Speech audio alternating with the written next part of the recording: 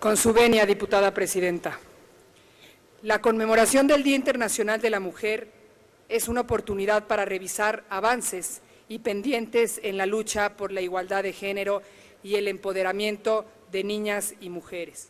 Y, por supuesto, esta lucha por la igualdad pasa por eliminar los obstáculos que impiden ejercerla. Uno de ellos, sin duda, es la violencia de género. En nuestro país, el índice de violencia en contra de las mujeres sigue siendo preocupante. Pese a los esfuerzos realizados, aún queda mucho por hacer. En efecto, la violencia de género es una práctica social ampliamente extendida, ya que el 63% de mujeres de 15 años y más han experimentado al menos un acto de este tipo y en la mayoría de los casos el agresor es la pareja de la víctima.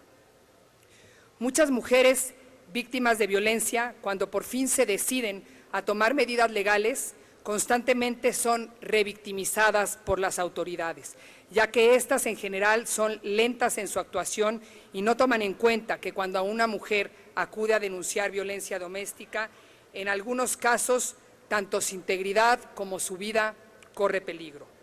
Por tales motivos es que hoy pongo a consideración de ustedes, diputadas y diputados, diversas reformas para hacer más efectivas y tutelares las medidas precautorias de protección a las mujeres. Dichas medidas que contemplan tanto la Ley General de Acceso de las Mujeres a una Vida Libre de Violencia como el Código Nacional de Procedimientos Penales son de diversa naturaleza.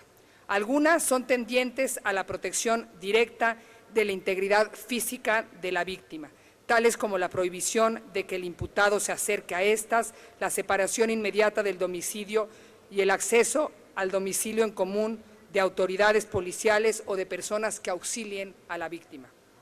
Otro conjunto de medidas son para evitar el abuso en el ejercicio de los derechos civiles de la víctima, como por ejemplo realizar un inventario de sus bienes muebles e inmuebles o de bienes muebles e inmuebles de propiedad común a fin de evitar que el agresor sustraiga a la mujer de estos bienes, así como la entrega inmediata de objetos de uso personal y sobre todo de documentos de identidad tanto de la mujer víctima como de sus hijos.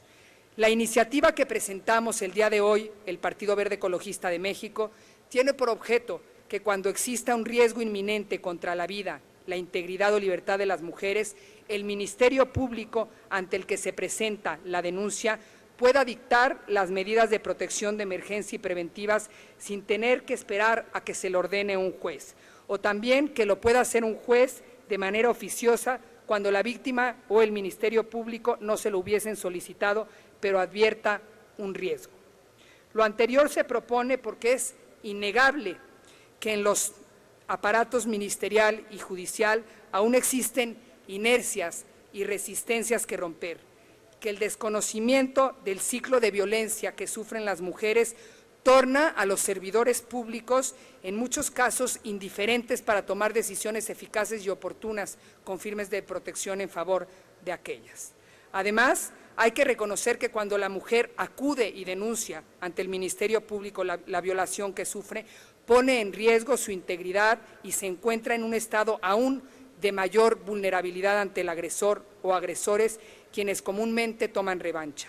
Es por ello que el Estado debe garantizarle su seguridad e integridad y para ello proponemos un sistema de protección más amplio en cuanto a las medidas cautelares y precautorias que se puedan dictar para salvaguardar a las mujeres y que ésta se pueda otorgar en el momento oportuno. No basta con establecer un listado de medidas tendientes a proteger a las mujeres víctimas de violencia, sino que es necesario que éstas sean aplicadas en el momento adecuado, que en muchas ocasiones es a partir de que la víctima hace la denuncia. Y para ello es fundamental facultar al Ministerio Público para que éste las pueda dictar. Esto es algo que ya se ha llevado a cabo en otras entidades federativas.